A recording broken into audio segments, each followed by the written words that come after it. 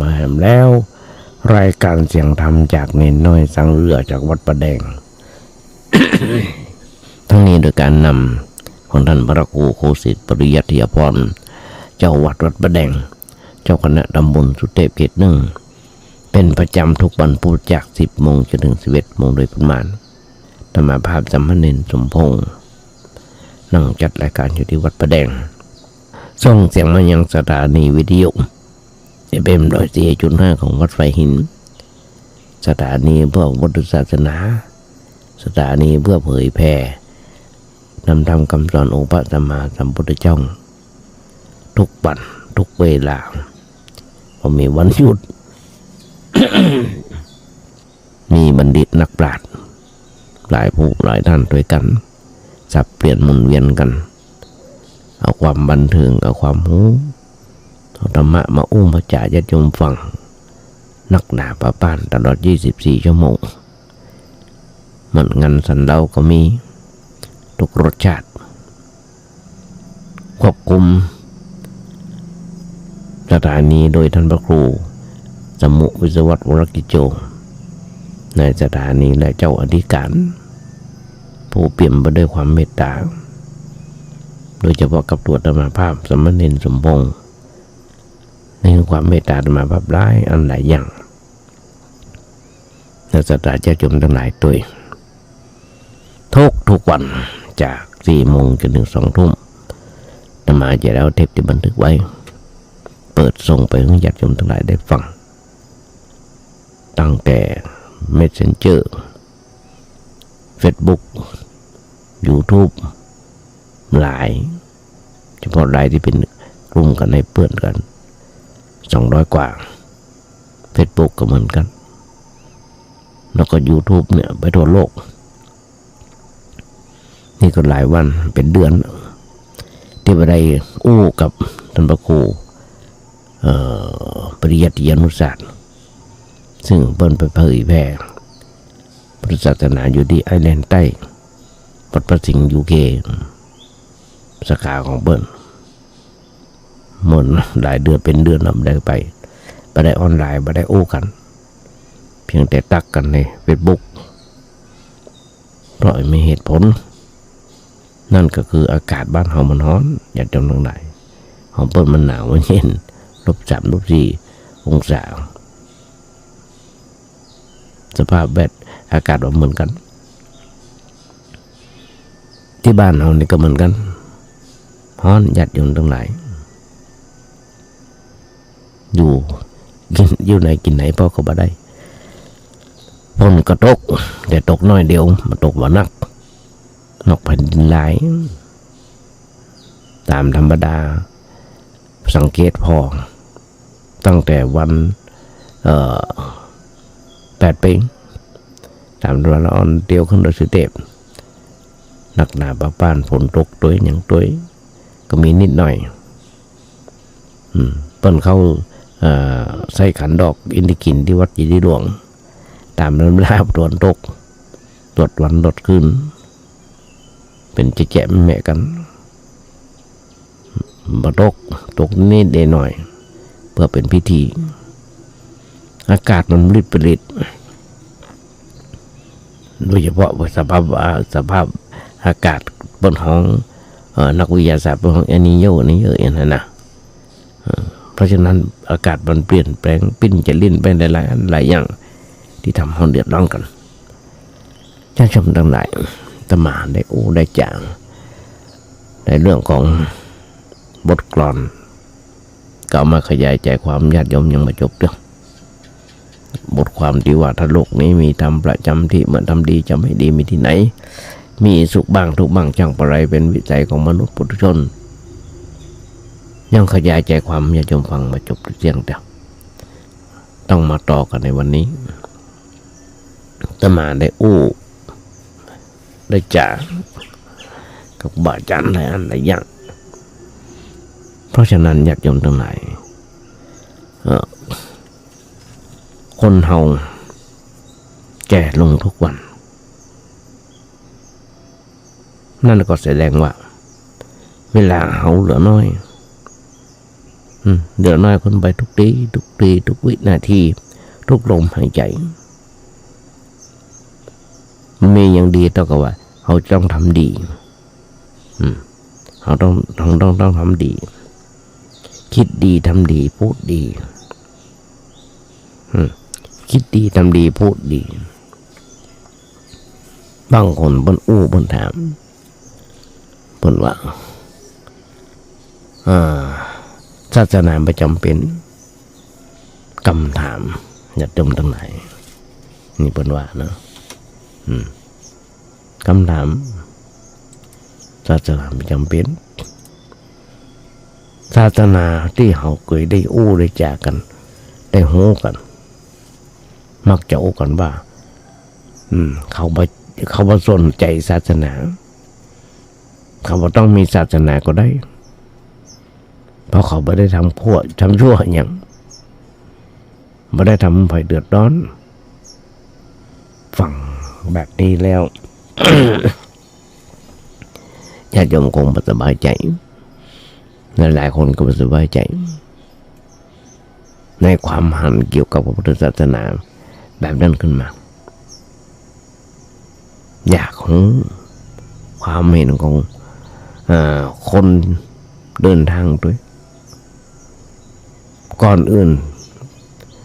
หมู่เขาเรานั้นต้องเข้าใจก่อนว่าประโยชน์ของพุทธศาสนานั้นมีประโยชน์อย่างไรพ้องสำหรับคำสอนในทางพุทธศาสนานั้นมีประโยชน์พ้นว่าไว้ว่ามีประโยชน์3ได้แก่ประโยชน์ปัจจุบันพึงหูเถอะว่าคำสอนในพุทธศาสนานั้นหากใครมีความสนใจใครหูใครศึกษาใครฟังแล้วน้อมนำปฏิบัติก็จะเป็นผู้ที่ได้รับประโยชน์ในปัจจุบันอย่างนี้แน่นอนญาติโยมลองคิดก่อนสักหน่อยศีลสมาธิปัญญาอันนี้เป็นเอกุเป็นสิ่งที่เป็นชั้นเลิศเมื่อไม่ศีลมีสมาธิมีปัญญาคนเราต้องมีศีลญาติโยมจะหันได้ทุกเมื่อเช้าวันนี้คนเฮาขาดศีลขาดธรรมหลวงปู่พุทธทาสถึงบอกธรรมะไม่กลับมาโลกาจะวินาศญาติโยมทั้งหลายมันวินาศมากน้อยขนาดไหนเฮาหันได้อย่างทุกเมื่อเช้าวันตมาว่าจะบอกอู้ละเรื่องตีลันวันแดงเรื่องข่าวฆ่ากันตายอย่างกันตายนะว่าจะบอกอู้ละแต่มันก็ยังหันยังอู้กันอยู่ญาติโยมต้องพอในทีวีเถอะข่าวสำนักข่าวแต่ละช่อง1 ชั่วโมงหรือว่า2 ชั่วโมงมีข่าวฆ่ากันตายอย่างน้อยๆ 80%นอกนั้นจุกจิกเรื่องอะไรอย่างต่างๆจิปาถะอย่างต่างๆแต่เป็นเรื่องของเกี่ยวกับสังคม ข่าวแต่ละข่าวไม่ได้ฆ่ากันตายผัวฆ่าเมียฆ่าผัวลูกฆ่าแม่แล้วลูกฆ่าพ่อฆ่าแม่พ่อฆ่าแม่ฆ่าลูกเอาอย่างนั้นจะยมทั้งหลายส่วนมากจะเป็นในเรื่องของยาเสพติด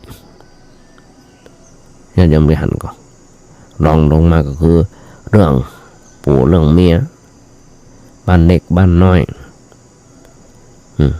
แต่ว่ามันซื่อนึงก็เป็นคุมช้างไปฆ่าเมียที่3ที่4อย่างจิปาถะเป็นเรื่องที่ไร้สาระแต่ว่าเราลองมาคิดก่อนเถอะคนเฮาถ้ามีศีลเพิ่นต้องบอกหรอกสิกขาปะทังสมาธิยามิศีลแต่ละข้อลองศึกษาพอเถอะ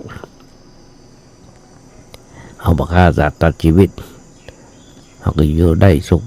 บานมีความสุขบานบันใจไม่ต้องไปฮ้อนไปให้กระไผ่นอนสบายเขาไม่ได้ไปฆ่าไป ปานาติปาตาเวรมณีเว้นจากราฆ่าสัตว์ที่มีชีวิตให้ตกล่วงไปหันอยู่เนี่ยคือคนเฮามันบ่มีศีลมันก็เลยเดือดร้อนมันบ่มีศีลเกิดมันก็เลยเดือดร้อนศีลที่สำคัญนะญาติโยมทั้งหลายห้ามทับยังไรใดๆอย่างเพิ่นถึงบอกเรื่องชาติก็เหมือนกันเรื่องประเทศนี่ก็เหมือนกันเฮาสอนให้มีความยึดมั่นถือมั่นยึดมั่นถือมั่นกันทั้งโลกนั่นแหละเพราะว่าทุกชาติต้องสอนให้นอนรักชาติ ความจริงให้อ่อนฮักชาติฮักตัวเก่าฮักประเทศของตัวอันอย่างเงี้ยสอนให้เกิดความยึดมั่นถือมั่นเองไม่ใช่เรื่องอันอย่างที่นี้บางทีมันสอนแห้งเกินไปสอนแห้งไปถึงการทะเลาะเบาะแว้งกันลองตัวญาติโยมลองก่อนนะกำลังวุ่นวายกันในมาตรา112บางคนก็อยากจะแก้บางคนก็ไม่อยากจะแก้วุ่นวายกันอยู่หมู่ชาตินิยมหัวรุนแรงมักจะรุนแรงในเรื่องต่างๆความรุนแรงในเรื่องชาติศาสนาประวัติศาสตร์ก็บอกอยู่แล้วอยู่ในตัวแล้วว่าคนที่รบราฆ่าฟันกันเนี่ยมันเรื่องอะไรอย่างกันก็เรื่องอย่างนี้แหละญาติโยมทั้งหลายคือต้องปลุกใจในชาติให้ยึดมั่นถือมั่น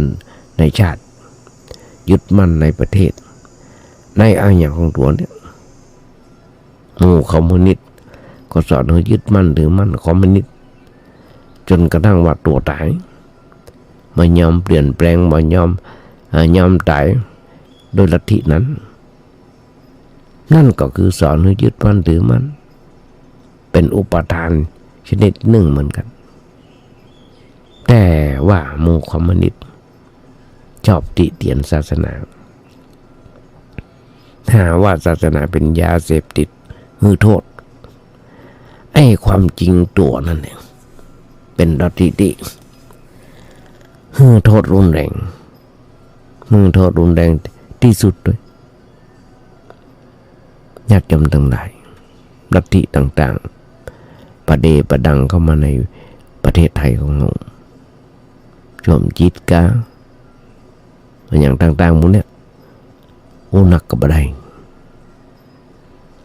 เพราะอาจจะกระทำชั่วเมื่อใดก็ได้เพราะในลัทธินั้นบ่มีศีลธรรมบ่มีบาปบ่มีบุญบ่สอนให้นับถือพ่อบ่นับถือแม่มีหลายอย่างอย่างที่ผ่านมามีพรรคการเมืองอยู่พรรคหนึ่งไปสอนบ่ให้ไหว้พ่อไหว้แม่บ่ให้ไหว้ครูบาอาจารย์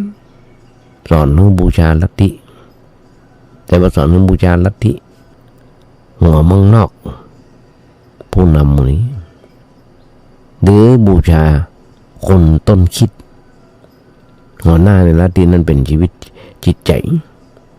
เรื่องพ่อเรื่องแม่เป็นเรื่องเล็กๆน้อยๆเป็นเรื่องที่บ่สำคัญอะไรอย่างเพราะฉะนั้นญาติโยมทั้งหลายคนเฮาเดือดร้อนร้อนไหม้กันอยู่ทุกเมื่อเช้าวันเขาก็จะหันกันได้โบราณหรือว่าพระพุทธเจ้าพระหนึ่งบอกจิตเป็นนายกายเป็นบ่าวแต่ว่าวันซืนเปิด Facebook พอลูกศิษย์มาคนหนึ่งปนบอกว่าจิตเป็นนายกายเป็นบ่าวใช่อย่างนั้นแต่จิตเป็นนายกายเป็นบ่าวใจเหตุของเป็นใจเป็นเหตุของทุกข์ทั้งปวงหลักเกณฑ์และเหตุผลที่ว่าสิ่งทั้งหลายเกิดจากเหตุนั้นต้องมีความเชื่อมีความมั่นใจให้อันหนึ่งว่าเหตุนั้นอยู่ในตัวเองไม่ใช่อยู่ที่ ตัวไผอยู่ในตัวเฮาพอรับรองว่าเหตุมันอยู่ในตัวเฮานี่มันง่ายขึ้นในการที่จะค้นคว้าในการที่จะพิจารณาเพราะตัวของเขามันใหญ่โตมโหฬารอันยังเพียงแต่ยาววาหนาคือกว้างศอกหนึ่งเท่านั้นแล้วก็จุดสำคัญมันอยู่ที่ใจของเขาใจนี่เป็นต้นเหตุใจนี่เป็นต้นเรื่องของทุกอย่างญาติโยมในทางธรรมะบนว่าพระโอว่าใจเป็นหัวหน้าเป็นประธานเป็นต้นเรื่องเป็นต้นคิดสิ่งทั้งหลายทั้งปวงถ้าใจบุคคลใดดีการการกระทำก็ดีด้วยถ้าใจของบุคคลใดชั่วการการกระทำออกไปก็ย่อมไปในทางที่ชั่วอันยังมันเกิดจากใจคนเฮานี่แหละคนเฮาเนี่ยอย่างที่ออกมาจากร่างกายการการกระทำการแต่งตัวการแสดงออกทุกอย่างน่ะมันมาจากใจทั้งนั้นที่ว่าบ่ได้เจตนามันบ่ได้มันมีเจตนามันเป็นไปได้มันต้องมีใจเข้าไปเกี่ยวข้องจะอันหยังมันก็ต้องมีใจนึกก่อนที่จะถ้าใจบ่นึกมันจะบ่ได้มันอยู่ได้ยังไงถ้าใจมีรากฐานในทางดีนั่นคืออบรมมาดีอบรมมาดีคิดดีดีทำดีจะอย่างมันก็เป็นไปในเรื่องที่ดี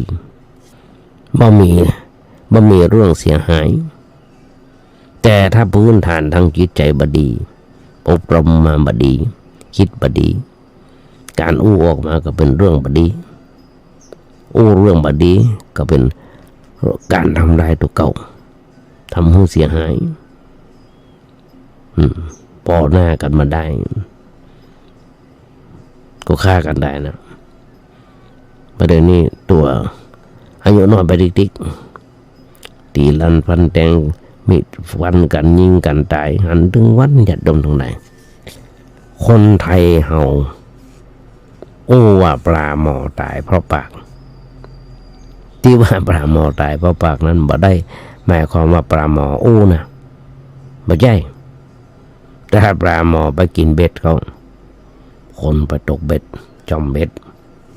เอาเหยื่อไปล่อทีนี้ปลาหมอไปกินเบ็ดมันก็ตายเพราะปากปลาหมอไม่ปากได้กินอย่างเดียวหรอกไม่ได้เอาหางกินหรอกต้องไปอยู่ในหม้อแกงเพราะปากที่ไปกินเบ็ดเข้าอันนี้แหละเป็นคำอุปมาน่ะอุปมาเป็นกับคนเกิดกับคนของว่าคนตายเพราะปากอันนี้ก็เหมือนกันอย่างที่ว่ากินหูจากหาก่อที่พอหน้าหายอย่างตายเพราะปากคือคนบ่ถูกเรื่องบ่ถูกเวลาบ่ถูกเหตุการณ์เป็นเครื่องกระทบกระเทือนต่อคนอื่นจนกลายเป็นเรื่องหมิ่นประมาทต่อไปเป็นเรื่องหมิ่นประมาทต่อบุคคลที่ถึงไป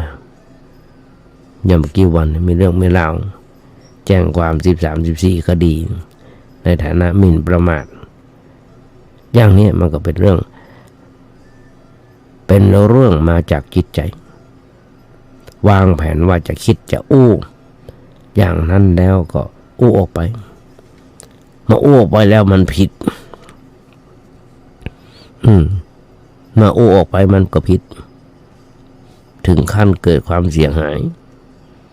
ตัวได้รับความทุกข์ความเดือดร้อน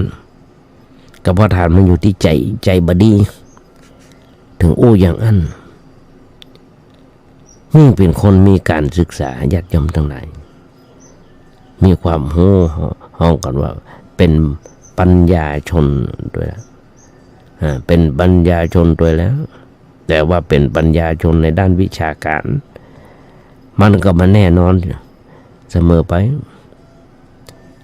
มันก็ไม่แน่นอนเสมอไป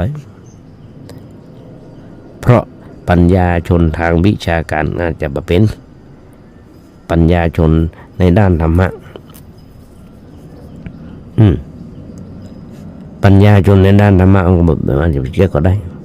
คือมีปัญญาทางด้านธรรมะพอรู้จักเอาธรรมะไปใจเนี่ยเป็นหลักประคับประคองจิตใจก็เลยไขว้เขวไปทางอื่นแล้วก็อู้ไปตามใจคิดไปตามใจอู้ไปตามใจอันอย่างทำอันอย่างตามใจก็เขวไปบนห้องว่าทำผิดออกไปนอกทางเกิดความเสียหายแก้ตัวด้วยหลายๆอย่างแล้วจะมาแก้ตัวว่าบ่ได้ตั้งใจจะอู้บ่ได้ตั้งใจจะอู้หูเต้าบ่ถึงการอู้ออกไปทำไมบ่ได้ตั้งใจก็อู้บ่ได้บ่ได้ตั้งใจก็อู้บ่ได้บางทีก็บอกว่าด้วยความโมโหมิ่งด้วยความโมโหมิ่งคนเฮาโมโหเลือดขึ้นหน้าแล้วอู้ออกไปเป็นการดาดเสีย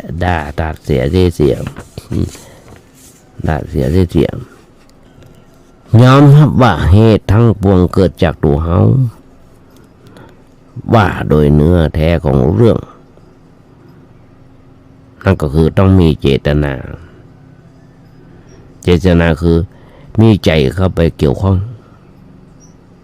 พอมีใจเข้าไปเกี่ยวข้องก็อู้ก็ทำอะไรอย่างออกมาแสดงอาการออกมาจากใจถ้าใจโคตรปากก็โคตรด้วยมือไม้กับรอยโกรธไปด้วยหน้าตาซ้ำยิ่ง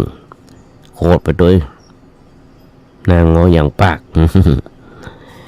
กริยาท่าทางในการแสดงออกซึ่งความโกรธถ้าเป็นคนใจเย็นใจสงบจะอู้ก็เย็นอู้แต่ละเรื่องสงบมือไม้เป็นปกติหน้าตาเป็นปกติบ่ได้แสดงอาการวิตกวิกลวิการทางตาทางปากทางหูทางจมูกหูดังบุด หูแดงจะคนขี้โคตรมันโคตรถึงหมดถึงหน้าถึงตาแหละพอโคตรตาแดงหูแดงปากสั่นผิวพรรณก็เปลี่ยนแปลงไปในรูปแบบของความโกรธเอาหันได้ง่าย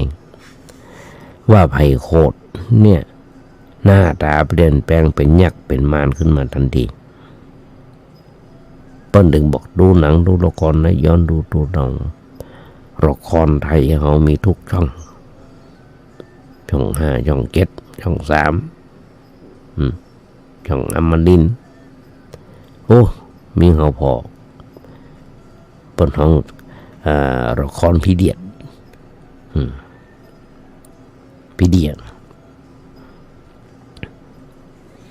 เพราะฉะนั้นอันยังก็ยังไอ้ลังดันเก็บจะทุกอย่างมีฐานมาจากใจมีฐานมาจากใจดีก็จะมาจากใจชั่วก็มาจากใจสุขก็มาจากใจทุกข์ก็มาจากใจการได้การเสียในเรื่องอะไรอย่างต่างก็มาจากใจของเราทั้งนั้นถ้าเราอบรมใจไว้ให้ดีอันอย่างก็ดีหมดแต่ถ้าอบรมใจไว้บ่ดีอันอย่างมันก็จะเสียไปหมดหลักมันเป็นอย่างนี้เพราะฉะนั้นเมื่อเรื่องอันอย่างเกิดขึ้นขั้นต้นเราต้องรู้ว่ามันต้องมีเหตุอันเนี้ยรับไว้ก่อนเป็นประการแรก ว่ามันต้องมีเหตุประการที่สองยอมรับว่าเหตุใดในตัวของเฮาเหตุใดเหตุอยู่ในใจตัวเฮาบ่ใช่อยู่ที่สิ่งภายนอกตัวของเฮาหรือว่าบ่ใช่สิ่งภายนอกมาบ่โดนบันดาล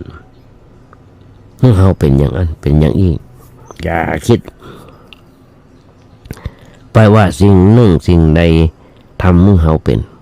แต่ว่าเหตุที่แท้จริงนั้นอยู่ที่ตัวเฮาอยู่ที่ความดีของเฮาถ้าเฮายอมรับ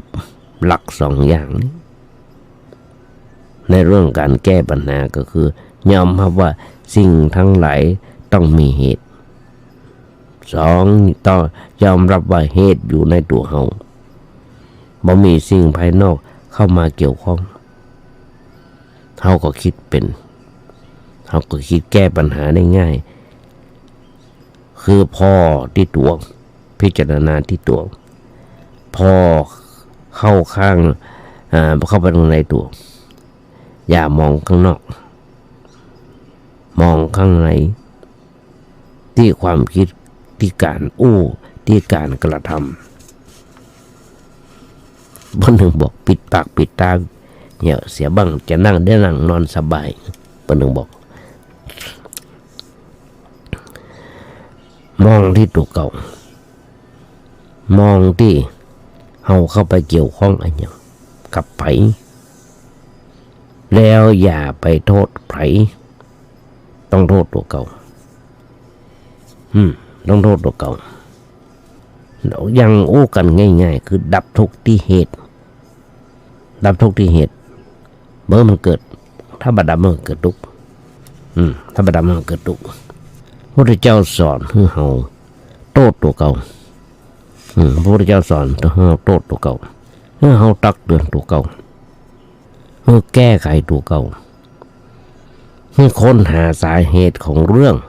ในตัวของเขาเองในความคิดการการกระทำของเฮาก็จะปะสิ่งนั้น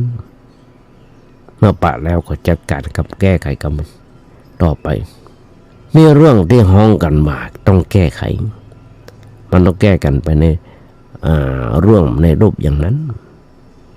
ปัญหามีต่อไปว่าเรื่องกรรมเรื่องการแก้ไขเรื่องการแก้ไขเนี่ยมันจะแย่มันจะลำบากสักน้อยนะมันจะลำบาก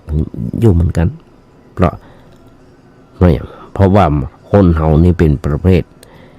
ตัวใจถูกตัวใจมาเมินนะตัวใจความอยากนี่มันเกิดขึ้นในใจของเฮาความอยากนั้นมันเป็นสัญชาตญาณของชีวิตนี่มันอาจจะเกิดขึ้นเมื่อใดก็ได้และเมื่อมันเกิดขึ้นแล้วเฮาก็ตัวใจมันไปไล่ไปตามความอยากนั้นบ่เคยฝืนบ่เคยบังคับตัวเก่าบ่ฮื้อไหลคนที่บ่เคยบังคับตัวเก่าไปเหนี่ยวรั้งตัวเก่าเมื่อเกิดความรู้สึกนึกคิดในทางที่ถูกที่ชอบจิตใจก็ย่ำไหลไปกับความไปกับอย่างไปกับอย่างต่างๆนั่นนะที่พูดท้องกันว่าเป็นภาษาชาวบ้านว่าตามใจตัวเก่ามันก็เศร้านะญาติโยมทั้งหลายบางทีบางอย่างเป็นแบบนั้นเนาะคำว่าตามใจตัวเองนั่นก็คือตามใจความอยากที่เกิดขึ้นเช่นตามใจความโลภตามใจความโกรธตามใจความหลงความริษยาพยาบาทอาฆาตจองเวรตาได้หันอันยังก็ไหลไปตามสิ่งนั้นสิ่งที่หันหูดังได้กลิ่นที่ไหลไปตามกลิ่นลิ้นได้รสก็ไหลไปตามรสหูได้ฟังอันยังก็ไหลไปตามเสียงที่เกิดขึ้นในใจของเรา เท่าตัวมันไปบ่เคยหยุดตัวเก่าบ่เคยบังคับตัวเก่าเพื่อเกิด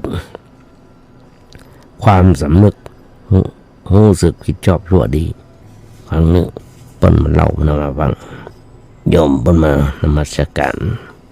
เพื่อนของโยมบ้านเนี่ยเปิ้นชื่อโยมยะลันเปิ้นอยู่อุตรดิตถ์ชื่อนั้นชื่อดีเปิ้นบอกเพิ่งเคยไปฟังเทศน์ที่ว่าบ้านทุ่งยังชื่อดีนะญาติโยมทั้งหลายทุ่งยังดีมากแต่ว่าคนบ้านทุ่งยังนี่บ่ค่อยจะยังบ่ค่อยจะยังหรอกบ่ค่อยจะยังเกะกะละลานชอบชกต่อยตีดันฟันแทงขั้นแรกหลวงปู่เพิ่นบอกครั้งนึงเพิ่นไปเทศน์ตอนเมื่อคืนทีนี้มีโยมคนหนึ่งเป็นขหบดีอยู่ที่ตาเสาหลวงปู่มันบอกว่าแกบอกว่าอย่านะอย่าพาท่านไปแถวบ้านแถวนั้นตอนเมื่อคืนมันบอกว่ารถไถหรอกมันเมามาแล้วมันยิงเล่นพอรถผ่านมามันก็ยิงปืนเขาใส่ผู้ภัยจังหัวมันไม่ใช่เป็นที่แต่ทุ่งยังบ้านทุ่งยังแต่ละที่เดียวตอนนี้เป็นไปทั่วเดือดร้อนฮอนไม่งานตำรวจต้องไล่จับไล่ยับมีแต่เอกดอนทั้งนั้น15-16มีปืนไปไล่ยิงกันระเบิดขว้างกันหันเป็นข่าวบกกบันดังที่เก่าพอรถผ่านมามันก็ยิงหมู่ทุ่งยังบอกว่าอย่าไปกลางคืนนัดกลางวันดีกว่าก็เลยไปเมื่อวันไปกับเมื่อวันก็พอดีไปถึงบัดกเทศหลวงปู่ว่านะเพราะฉะนั้นเนี่ยคือที่จะจากญาติโยมทั้งหลายฟัง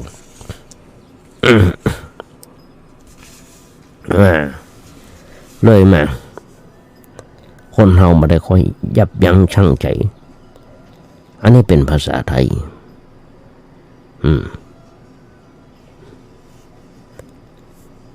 ยับยั้งชั่งใจมันมียับยั้งชั่งใจมี4 คำยับหมายถึงความหมายถึงความว่ายับให้มันแตกยับให้มันแตกมันเขายับอะไรอย่างยับกันไกยับลงไปก็พาลูกหมากได้ยับพอยับไปแล้วก็ต้องยั้งก็คือหยุดแล้วก็ชั่งดูว่ามันอะไรอย่างชั่งใจว่าอะไรอย่างมันถูกหรือผิดมันดีหรือชั่วจะเป็นเหตุให้ความเสื่อมหรือความเจริญเกิดขึ้นอันนี้เป็นของว่าช่างดูเอาแต่ช่างมาดูมันจะว่าช่างของมันนะน้ำหนักมันไปทางไหนทางฝ่ายชั่วหรือฝ่ายชั่วบ่ได้ฝ่ายเสื่อมก็บ่ได้ฝ่ายทุกข์ก็บ่ได้ฝ่ายเสียหายบ่ได้ต้องช่างไหมให้มันสมดุลหรือมันเอียงมันทางฝ่ายดีฝ่ายสุขฝ่ายเจริญอันนี้คือความกรรมเดียวคือว่ากรรมว่ายับยั้งชั่งใจหมายความอย่างนี้จะจำก่อนลองขึ้นก่อนนะแหมน้อยหนึ่งนั่นก็คือว่าจดแล้วเอาไว้ไหนนะปัญหามันเกิดขึ้นไปเรื่อยๆเพราะการตามใจตัวเก่าเวลาเนี่ยเราปิดบ้านผิดเวลาดึกดื่นเที่ยงคืนพ่อบ้านแม่บ้านก็เดือดร้อนที่จะต้องคอยมาเปิดประตูต้อนรับเปิดออกมาต้อนรับแทนที่จะยิ้มเปิด กับหน้าบึงเขาใส่หันแม่บ้านหน้าแม่บ้านหน้าบางงามหน้าบางงามไปเห็นละแต่ก่อนสวยอยู่งามอยู่แต่ต่อมาความคิดมันเปลี่ยนไปมันเกิดการเปรียบเทียบขึ้นมาในใจว่าอีน้อยแต่กระกี้มันงามกว่านี้เป็นตบเป็นเต่าอันนี้มันอีแรงขึ้นเนาะหน้าขึ้นกระบาทาแป้งบาแป้งบาทาตัวยังต่ออย่างเรื่องมันหนักเป็นเรื่องของทางโลกคิดเป็นหนักปัญหามันก็เกิดขึ้นไปเรื่อยๆเพราะการตามใจตัวเก่านั่นเองมันจะเรื่องอย่างตามใจตัวเองเพราะมีสิ่งสนับสนุนมีอะไรอย่างต่ออะไรอย่างช่วยเลยไปกันใหญ่เสียผู้เสียคนเป็นการส่งเสริมสิ่งชั่วร้ายในสังคมที่นี้ถ้าเรามีลูกมีเต้าจะไปจะไปจ่าอย่างแนะนำอย่างลูกเต้ามันก็ลำบากบ่ได้บ่ได้เพราะว่าพ่อแม่พ่อบอกว่าอยู่ทำตัวอย่างนะทำเป็นตัวอย่างจิตใจลงไหลในรูปอย่างนั้นมันก็เสียหายนี่มันไม่ใช่เรื่องที่เราควรจะไปเปลี่ยนแปลงชีวิตหันหน้าเข้าหาในทางที่ถูกที่ชอบญาติโยมทั้งหลายจะมาญาติโยมฟังหลายอันหลายอย่างสเปเหระที่จะ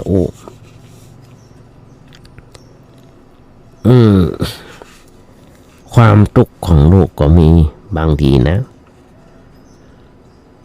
บางทีอยู่ในวงบ้านนั่นแหละเป็นดีเป็นพี่เป็นน้องกันแต่ว่าบ่ค่อยถูกกันเพราะว่ามีความคิดคนละแบบเชื่อคนละแบบอย่างนี้ภาษาธรรมะบนเขาว่าทิฏฐิบ่เสมอกันทิฏฐิคือความเห็นทำชั่วได้ชั่วคนหนึ่งหันมาบัดนี้ทำดีบ่ได้ดีทำดีบ่ได้ดีก็มีทำชั่วบ่ได้ชั่วก็มีมันสุดแล้วแต่ดวงสุดแล้วแต่ดวงหันยิงนี่เป็นไขว้เขวไปคนหนึ่งหันหน้าเขาหาพระแห่งคนหนึ่งหันหน้าก็หาผีเป็นคนทรงเจ้าเข้าผีไปเลยหากินกับไปในทางนั้นจากันบอกเขาจะรู้เรื่องของเราเวลาไปอย่างก็บอกรู้เรื่องแล้วก็เอารัดเอาเปรียบหลายสิ่งหลายอย่างคนหนึ่งเป็นคนเสียสละแต่แห่งคนหนึ่งไม่ยอมมีการจะเอาหุ้นได้ก็ต้องเอาเลยอยู่กันมาเป็นสุขในด้านจิตใจเกิดปัญหาก็ต้องแนะนำว่าปล่อยพ้นไปต้องปล่อยพ้นไปอย่างที่ประเดี๋ยวเนี่ยที่มันเป็นกันมีลัทธิหนึ่งที่ว่าลัทธิเชื่อมจิตอย่างนั้นนะเขาหันกันอยู่แต่ตอนหันไม่ก็ต้องปล่อยพ้นไปแล้วหันมาปรับปรุงตัวเราเองคืออย่าไปกังวลกับคนนั้นอย่าไปกังวลกับปัญหาที่คนนั้นก่อเกิดขึ้นหัดปล่อยวางหัดปล่อยหัดวางทำจิตใจว่างทำใจว่างนะพ่อบางครั้งบางคราวสภาพจิตจะดีขึ้นพอคิดได้นึกได้แล้วก็ทำได้ถูกต้องถ้าเป็นคน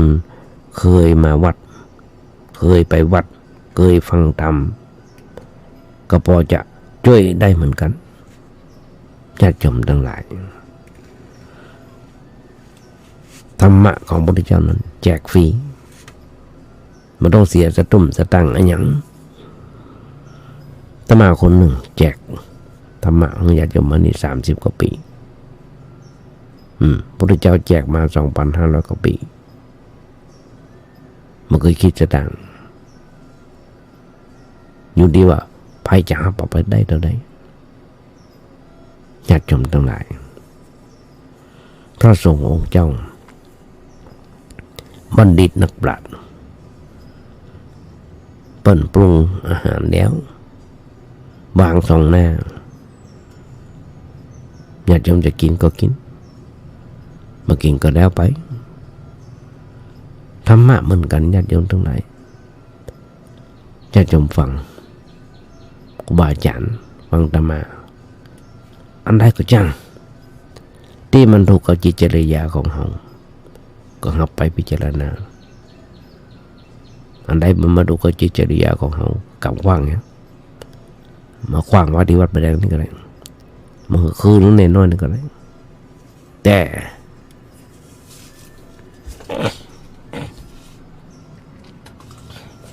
กล้าโอ้ได้ว่าทุกครั้งที่อาตมามานั่งโอ้เป็นสิ่งที่ดีที่เอาสิ่งที่ดีๆมาโอ้มาจากให้โยมฟังครูบาอาจารย์เพิ่นสอนอาตมาเนาะว่าอยู่วัดจะไปอยู่บ่ได้มันไว้พระสดโยโกเฮาแล้วเอานำตามคำสอนองค์พระสัมมาสัมพุทธเจ้ามาโอ้มาจากให้โยมฟังบ้างอาตมาทำตามญาติโยมทั้งหลายบทวันแรกพรรษาแรกไปเรียนหนังสือที่วัดอุโมงค์สรุตธรรมมีครูบาอาจารย์เพิ่นได้สอนอาจารย์สิงห์ไปหลายปี2 ปี 3 ปีท่านพระครูจรินโทท่านพระครูสมุวิศวัตวรกิจโจพระครูสมุท่านพระครูบุญเลิศชัยวงศ์โสท่านพระครูจรินมรณภาพไปแล้วเดี๋ยวท่านพระครูบุญเลิศ2-3 รูปเมตตาธรรมาภาพคอยสั่งคอยสอนคอยเอาหนังสือคอยเอาเทปซึ่งสมัยแต่ก่อนเป็นม้วนเทปเป็นอย่างนั้นหรอเพราะฉะนั้นเนี่ยญาติโยมทั้งหลายบางคนแต่บ่ได้คิดด้วยบ่ได้คิดด้วยถ้าคิดแล้วคิดด้วยความเขาเป็นทุกข์คนที่นั่งเป็นทุกข์ไม่ใช่มาว่าปัญหาอย่างนั่งเป็นทุกข์นั่งเป็นทุกข์เนี่ยเพราะความเขามันไม่ได้คิดด้วยปัญญาแต่คิดด้วยความยึดมั่นถือมั่นสำคัญผิดในเรื่องอย่างนั้นความยึดมั่นถือมั่นสำคัญความยึดมั่นถือมั่นสำคัญผิดนี่แหละที่มันเป็นเหตุให้เกิดความทุกข์ขึ้นมาในจิตใจของเราแต่ถ้าเราจะคิดเรื่องนั้นเรื่องอะไรก็จ้างด้วยปัญญาคือเรามาวิเคราะห์วิจัยว่าเรื่องนั้นเรื่องนี้เป็นเรื่องอะไรอย่างไรเป็นไปมาเป็นอย่างไรไปอย่างไรเราจะก้าวเข้าไปเกี่ยวข้องกับเรื่องนั้นอย่างไรเราจะเข้าไปเกี่ยวข้องกับเรื่องอะไรอย่างก็เป็นเหตุเป็นเกี่ยวข้องกับเรื่องปัญญาอย่าไปเกี่ยวข้องด้วยความเขาด้วยอวิชชาญาติโยมมุ่งส่วนดำทั้งหลายอาตมายังกำหนังสือ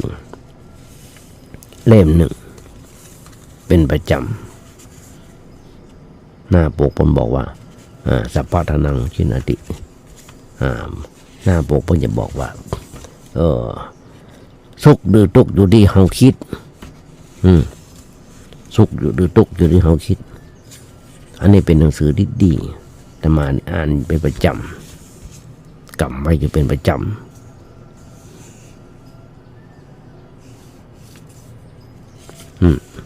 เพราะฉะนั้นคนเฮาทุกคนทุกเมื่อเชื่อวันอาศัยโลกอยู่เพื่อสร้างความดี อาศัยโลกอยู่เพื่อสร้างความดีโลกที่เราอาศัยอยู่เนี่ยหรือสิ่งต่างๆที่เรากำลังครอบครองอยู่ทั้งหมดทั้งมวล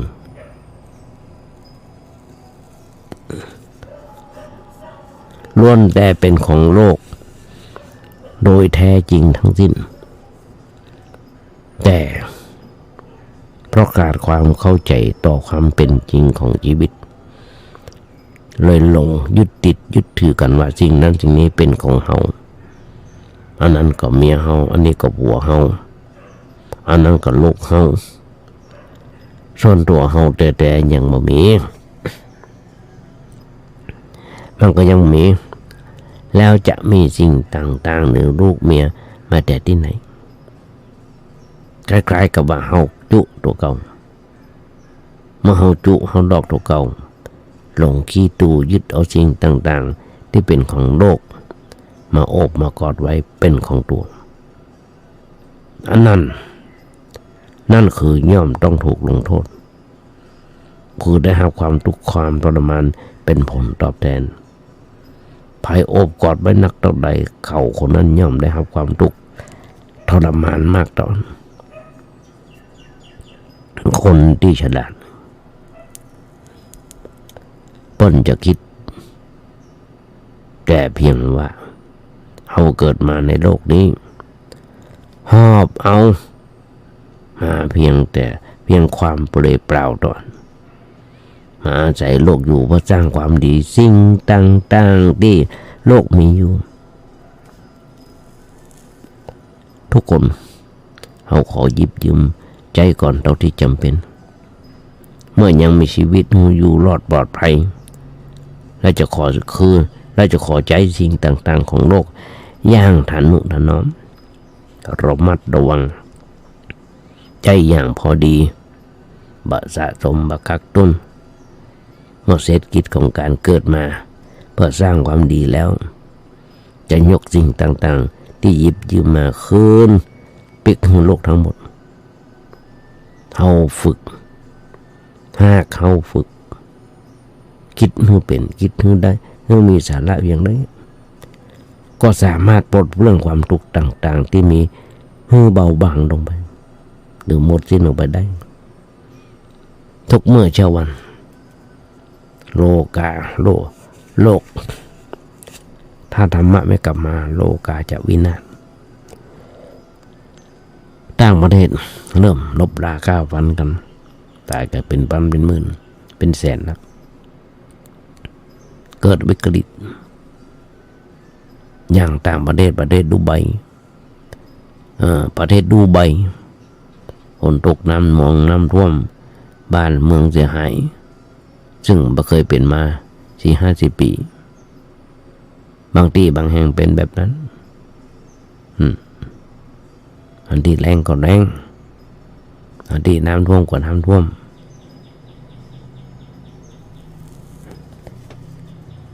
เขาจะโทษดินฟ้าอากาศกับอะไรโทษเพราะมือมนุษย์ของเรา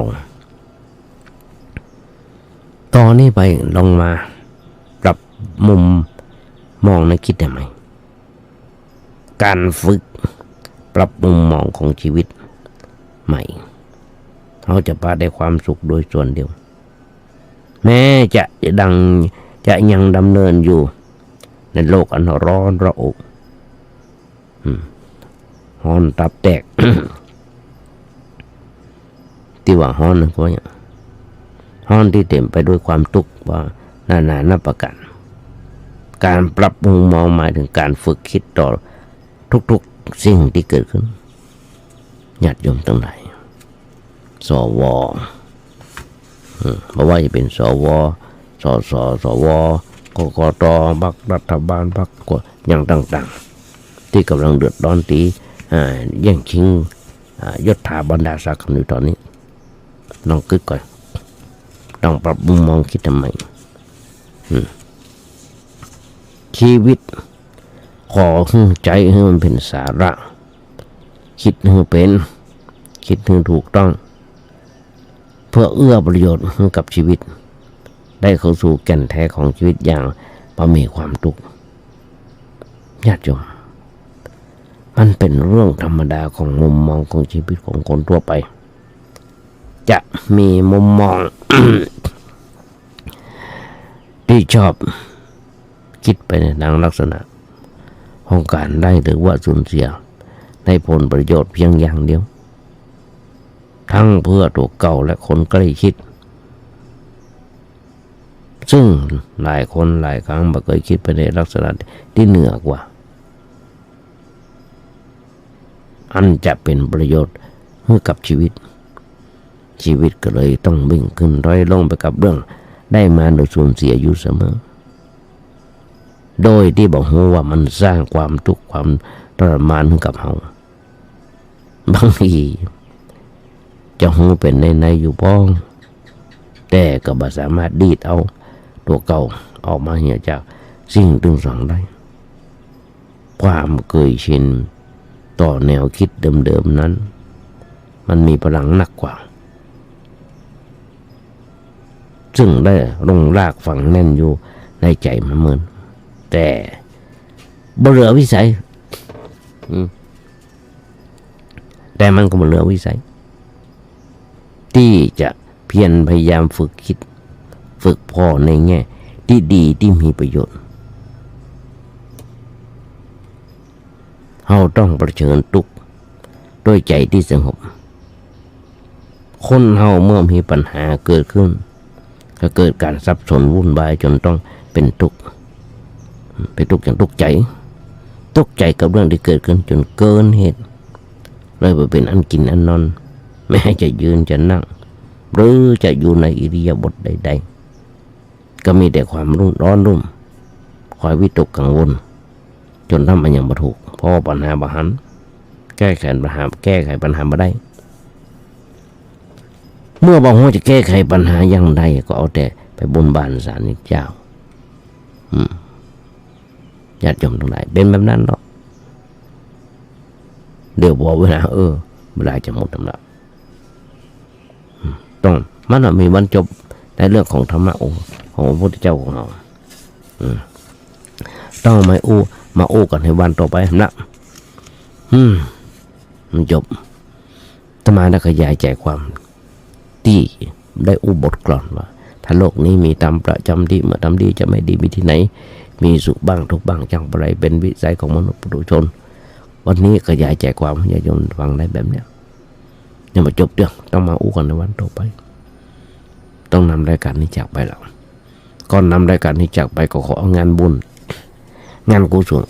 ญาติโยมฟังกันหน่อยซึ่งทางวัดประแดงของเราโดยมีการในที่วัดนั้นพระครูเจ้าวัดได้ก่อร่างห้างแปลงซ่อมแซมเสนาสนะได้อันใดอย่างที่สำเร็จรุ่งไปแล้วตอนนี้ยังเหลือศาลาอนุสรณ์พระเจ้าติโลกราชหรือวิวิตวันพระเจ้าติโลกราชที่กำลังจะมีการก่อสร้างและได้ทำแบบแปลนแล้วจากคณะวิศวกรรมมหาวิทยาลัยเชียงใหม่ได้ออกแบบออกแปลนอย่างต่างๆเป็นไปตามภูมิทัศน์ตอนนี้กำลังยื่นแบบไปตามขั้นตอนเพราะฉะนั้นฝากบอกบุญญาติโยมทั้งหลายร่วมทำบุญสุนทานด้วยกันโทรศัพท์ไปถามท่านครูเจ้าวัดได้เบอร์มีว่า0818815690 ญาติโยมไม่เอาวัดประแดงจะหันอะไรอย่างใดหลายอย่างก้างกงรุ่งเรืองเจริญขึ้นมานักหนาป้าป้านอย่างที่จะมาเคยมีญาติโยมหลายท่านถามพระครูเจ้าวัดและถามธรรมาภาพว่าวัดวาอารามวัดประแดงทำไมถึงบ่มีดาวโหบ่มีอย่างต่างๆสิ่งที่เป็นสายมูมันครูก็ตอบมันไม่ใช่เรื่องของธรรมะของเจ้ามีหลายวัดหลายว่าที่เอาพระราหูบังพระพุทธรูปบังพระพุทธเจ้าของเขาเอาท้าวเวสสุวรรณบังพระพุทธเจ้าบังพุทธรูปเอาอันอย่างก็จ้างสายมูนะไอ้ใครก็อย่างกันไปบังพระพุทธเจ้าของเขาเป็นแบบนั้นหลายวัดหลายว่าแต่วัดประแดงเขาไม่เป็นวัดที่อยู่กันมากี่คนสะอาดเป็นว่าอยู่กันกี่คน เพิ่นถามท่านพระครูเจ้าบ้านอยู่กันกี่คนสะอาดซึ่งวัดประแดงวัดป่านะใบไม้หล่นนักหนาบาบานก็ทำกันทุกคนโยม2 คนเจ้า2 ตนเน้น1 ตนช่วยกันทำทุกวันสะอาดจะเจ้ามาได้หันได้ชื่นใจสะอาดตัวเจริญใบสะอาดใจเจริญตาเจริญหูเจริญตาอย่าจมเลยฝากไว้กราบขอบพระคุณนะน้ำใจท่านพระครูสมุวิศวัตวรกิจโจในสถานีที่เมตตาถวายเวลาตั้งภาพและขออนุโมทนากับสาธุญาติโยมทั้งหลายวางใจเป็นอย่างยิ่งว่าวันนี้ญาติโยมคงได้อย่างมันนักก็น้อย